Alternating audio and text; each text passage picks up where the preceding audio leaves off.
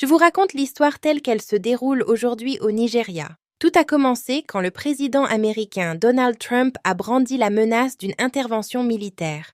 D'un seul coup, le pays entier s'est dressé. Le premier à répondre a été le président Bola Ahmed Tinubu lui-même. D'une voix ferme, il a balayé l'accusation selon laquelle les chrétiens seraient systématiquement visés. La tolérance religieuse, a-t-il déclaré, est la colonne vertébrale de notre identité collective. Dans les rues d'Abuja, la capitale, des milliers de Nigérians ont repris le même refrain. Micro tendu, visage grave. Monsieur Trump a des arrière-pensées, c'est clair. Ce n'est pas à notre avantage. Je conseille à notre président de trouver une solution politique. Menacer un pays souverain, c'est irrespectueux. Et ça n'aide personne face aux tueries quotidiennes. Un étudiant brandit son téléphone. Ces chiffres? Une pure invention. On nous parle de génocide au nord, mais ces statistiques sont fausses. Elles ne reflètent ni les bandits, ni les conflits de terre, ni Boko Haram. Pourtant, tout le monde n'est pas sur la même longueur d'onde. À Jos, à Benin City, quelques voix saluent Trump.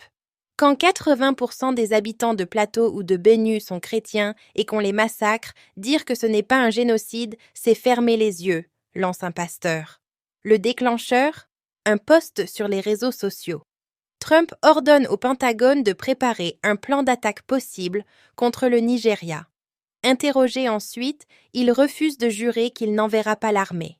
Dans la foulée, Washington place le Nigeria sur la liste des pays particulièrement préoccupants pour violation de la liberté religieuse. Derrière les micros, les experts murmurent la vraie raison, les deux portées. Trump a passé des accords avec plusieurs pays africains pour accueillir ces expulsés. Le Nigeria, lui, a dit non. Et voilà la punition. Le Nigeria, 220 millions d'habitants, moitié chrétiens au sud, moitié musulmans au nord, vacille sous les coups de Boko Haram, des bandits, des conflits pastoraux. Mais les spécialistes sont unanimes, la violence frappe les deux communautés. Ce n'est pas une guerre de religion, c'est une guerre de survie. Pendant ce temps, de l'autre côté de l'Atlantique, les posts de Trump enflamment les réseaux. Des comptes américains et européens reprennent en boucle « Génocide des chrétiens au Nigeria » et la machine à désinformation tourne à plein régime.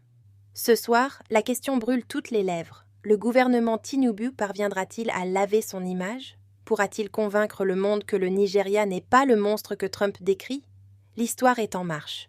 Et moi, je continue de vous la raconter, minute par minute. Restez avec First Post Live. Les faits, les dernières minutes, l'info qui va droit au but. C'est votre fenêtre sur ce qui compte vraiment. Ne ratez pas la suite.